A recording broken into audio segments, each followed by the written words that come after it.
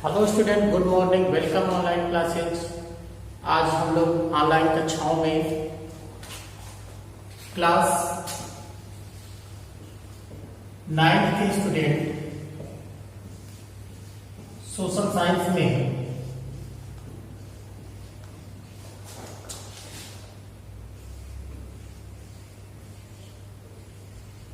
Geography पढ़ेंगे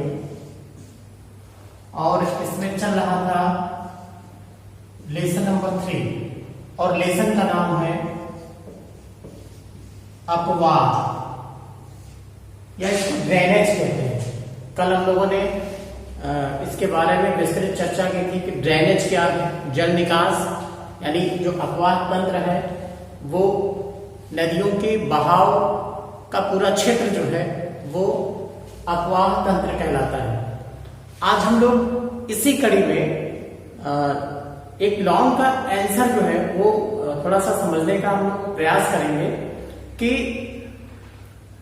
किसी देश की अर्थव्यवस्था के लिए नदियां क्यों महत्वपूर्ण है, यानी अर्थव्यवस्था के विकास में नदियों का क्या महत्व है।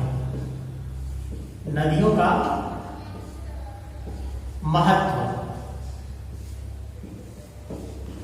किसी देश की आर्थिक विकास में, अर्थव्यवस्था में नदियां कहां तक सहायक है, नदियों का योगदान कहां तक है, इसके बारे में हम लोग थोड़ा सा विस्तृत से चर्चा करेंगे आज के वीडियो में। ओके स्टूडेंट, तो सबसे पहले हम देख लें कि नदियां जो है वो केवल हमें जल ही प्रदान नहीं करती, बल्कि उपजाऊ मिट्टी, धुले हुए खनिज लवण, मीठा जल, तीव्र व सस्ता जो है यातायात और संचार के साधन भी हमें मुहैया कराती है। इसलिए हम लोग देखें तो जो नदियां हैं वो बहुत ही उपयोगी हैं। प्रत्येक समाज और सभ्यता के लिए नदियों का होना बहुत ही आवश्यक है। हम लोग देखेंगे विश्व की जो प्राचीनतम सभ्यताएं हैं उन सभी सभ्यताओं का जो उदय हुआ, विकास हुआ, वो नदियों के किनारे पर ही हुआ। तो इस तरह से नदियों से हमें बहुत कुछ मिल जाता है। उस समय भी जब प्राचीन सभ्यताओं का विकास नदियों के किनारे हुआ तो वहां पर भी जल की प्राप्ति, पीने के लिए जल, घरेलू कार्यों के लिए जल, मकान बनाने के लिए जल। तो हम लोग देखते हैं कि यदि हमें मकान बनाना है तो सबसे पहले हमारे यहाँ बोरिंग की जाती है ताकि जल की कोई असुविधा न हो।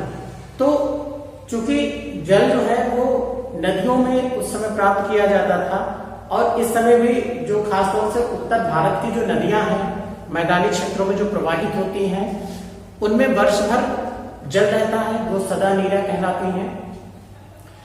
तो इस तरीके से इनका जो महत्व है वो बहुत ही ज्यादा बढ़ जाता है, क्योंकि जो मानव सभ्यता का जो विकास है वो नदियों पर ही निर्भर करता है। यदि हम देखें तो उस समय का जो मानव था वो आखेट करता था, शिकारी था, फल संग्रहण करने वाला था, पशुपालक था, फिर बाद में उसने कृषि की खोज कर ली। इस तरीके से जो सभ्यताओं का उदय हुआ, उद्भव हुआ, उनमें कहीं ना कहीं नदियों का ही बहुत बड़ा योगदान था। तो इस तरह से नदियां जो है उस समय भी, प्राचीन समय में भी महत्वपूर्ण थी और वर्तमान समय में भी हमारी देख लें तो नदियां बहुत ही महत्वपूर्ण हैं। क्योंकि यदि हम उत्तर के विशाल मैदान की बात कर लें तो यहाँ पर जो नदियों का जाल बिछा हुआ है, जो मुख्य 3 नदियों का क्षेत्र है, सतलुज नदी क्षेत्र और गंगा नदी क्षेत्र, ब्रह्मपुत्र नदी क्षेत्र, और इन मुख्य नदियों में इनकी सहायक नदियां आकर के मिलती हैं और ये नदियां सदैव प्रवाहित होती हैं। तो हम देखें कि हमारे उत्तर भारत के जो प्रमुख औद्योगिक केंद्र हैं, शहर हैं बड़े बड़े, वो सब जो है नदियों के किनारे ही उनका विकास हुआ है। तो कहीं ना कहीं औद्योगिक विकास में जो है वो नदियों का जो है बहुत बड़ा योगदान होता है। और इस लिहाज से देखें तो देश की अर्थव्यवस्था के विकास में नदियों का योगदान जो है वो महत्वपूर्ण है। अब हम लोग कुछ जो है और चीजों पर चर्चा करते हैं, जैसे कृषि, जिससे मानव को भोजन और पोषक तत्वों की प्राप्ति होती है। तो हम लोग जानते हैं कि कृषि के लिए सिंचाई जो है जल अत्यंत महत्वपूर्ण है। और जल की जो प्राप्ति होती है सिंचाई के लिए, वो नहरों के माध्यम से सिंचाई अधिकांशतः की जाती है। तो जो नहरें निकाली जाती हैं वो नदियों पर बांध बना करके वहां से नहरों का जो है संचालन किया जाता है और वहां से वो नदियों से जल जो है प्रवाहित होती है। तो इस तरीके से महत्वपूर्ण है। आगे हम देखें कि कृषि कार्य के लिए जो उपजाऊ भूमि है, यानी नदियों का जो पानी है, जो जल है, वो एक विशाल भूखंड में जब प्रवाहित होती है तो अपने साथ वो बहा करके बहुत सारे खनिज लवण लेकर आती है और उस मिट्टी में वो खनिज लवण घुल करके उस मिट्टी को जहां तक नदी का पानी प्रवाहित होता है ना, वो क्षेत्र जो है बहुत ही उपजाऊ हो जाती है। वहां पर फसलों का उत्पादन जो है वो अधिक मात्रा में किया जाता है। तो इस लिहाज से भी जैसे हम प्राचीन सभ्यता की बात कर लें तो नील नदी को मिस्र का वरदान कहते थे। वरदान इसलिए कहते थे क्योंकि जो नील नदी में प्रतिवर्ष जो बाढ़ आती थी और बाढ़ का पानी मिस्र के विशाल भूखंड को सिंचित करती थी और बाढ़ के बाद जो है वो सिंचित भूमि जो थी वो अत्यंत उपजाऊ हो जाती थी। वहां पर कृषि का उत्पादन अधिक मात्रा में होता था। तो ये इस लिहाज से जो है नदियां प्राचीन समय में और वर्तमान समय में भी बहुत ही महत्वपूर्ण है। आगे हम देखें तो नदियां मनुष्य के लिए प्रकृति की सड़क के रूप में जानी जाती है, क्योंकि जल यातायात का विकास जो है वो नदियों के माध्यम से संचालित होता है। नदियों से ही जो हम जलमार्ग की बात करें तो इलाहाबाद से लेकर के और हुगली तक जो जलमार्ग है वो सबसे लंबा जलमार्ग है। यहाँ जो गंगा नदी है इसमें जो है बोट के द्वारा जो है यातायात संचालित होता है। इस तरीके से प्राकृतिक जो है सड़क मार्ग कहलाती है नदियां। और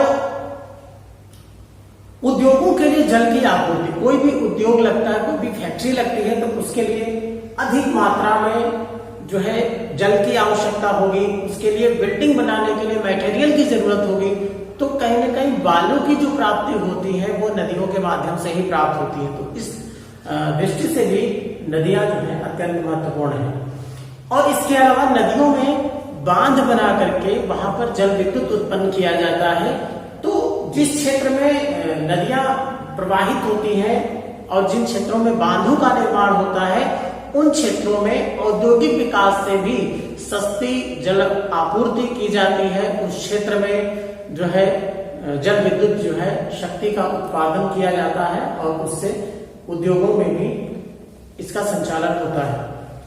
और आगे हम बात करें तो जल के अतिरिक्त जो है वो विभिन्न प्रकार के अवसाद और खनिज जो है वो नदियां प्रदान करती हैं। जैसे हम अभ्रक की बात कर रहे हैं तो अभ्रक नदी घाटियों में से ही प्राप्त होता है। नदी घाटियों में बहुत सारे जो है प्राकृतिक खनिज जो है वो भी खनिज संसाधनों की प्राप्ति होती है। कोयला है ना, लोहा है।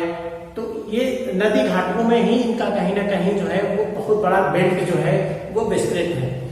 तो आगे यदि हम बात करें तो ज्वारनद क्षेत्रों में खारे व मीठे जल मिश्रण से अनेक प्रकार के जैविक पदार्थ नदियों के कारण ही मनुष्य को प्राप्त होता है। तो इस तरीके से हम देखें तो किसी देश के आर्थिक विकास के लिए नदियों का महत्वपूर्ण योगदान रहता है। हम इनके योगदान को नकार नहीं सकते कि किसी देश के विकास का जो है भविष्य जो है वो नदियों पर ही निर्भर करता है। तो नदियों का जो महत्व है वो अत्यंत महत्व जो है देश के विकास के लिए अत्यंत महत्वपूर्ण होता है। और यदि हम देखें तो ये मानव सभ्यता की जीवन रेखा के रूप में भी जानी जाती है, क्योंकि जो नदियों का विकास हुआ और मानवीय सभ्यताओं का विकास हुआ भारत ही नहीं बल्कि विश्व में, तो कहीं ना कहीं जो है नदियां अत्यंत महत्वपूर्ण है मानव के विकास के लिए। ओके स्टूडेंट, तो आज के लिए इतना ही। Good night.